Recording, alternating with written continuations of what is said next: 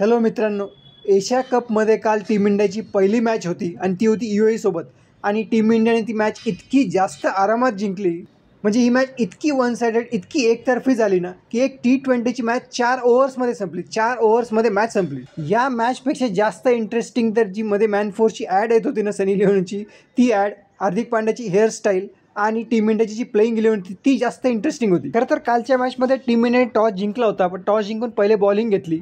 पण जर पहिले बॅटिंग जर घेतली असती ना तर मॅच अजून जास्त वेळ चालली असती, कारण पहिले बॅटिंग घेतल्यामुळे टीम इंडिया 20 ओव्हर खेळू शकली असती, 200-250 रन्स काढले तरी असते. पण टॉस जिंकून सूर्या भाऊने पहिले बॉलिंग घेतली. इंडियाची प्लेइंग इलेव्हन सुद्धा इंटरेस्टिंग होती. संजू सॅमसन खेळेल की नाही हा सस्पेन्स होता, पण संजू सॅमसन प्लेइंग इलेव्हनमध्ये होता.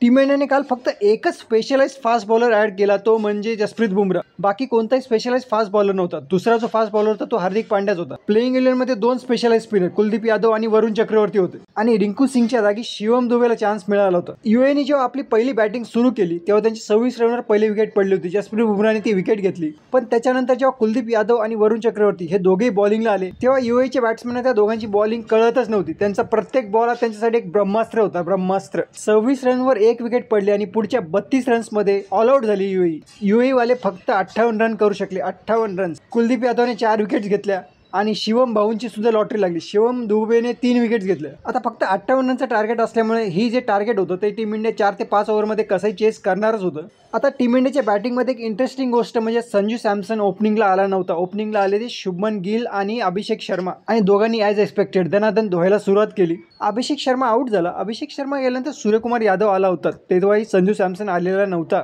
आणि इंडियाने ही जी मॅच आहे ती 4.3 ओव्हरमध्ये संपवली. आता याच्यामध्ये एक इंटरेस्टिंग गोष्ट म्हणजे संजू सॅमसन प्लेइंग इलेव्हनमध्ये तर आहे, पण त्याची पोझिशन काय असेल, बॅटिंग पोझिशन काय असेल, कारण ओपनिंगला तो आला नाही, 3 नंबरला तो आला नाही, तर 4 नंबरला तिलक वर्माचे चान्सेस जास्त दिसत आहेत. म्हणजे बहुतेक तरी मग काय 5 नंबरला त्याला पाठवतील. कालची मॅच तर इंडियासाठी म्हणजे एकदम गल्लीतल्या क्रिकेट पेक्षा सुद्धा खूपच जास्त सिंपल होती. नेक्स्ट मॅच बघूया, थोडी टफ जाते का इंडियासाठी.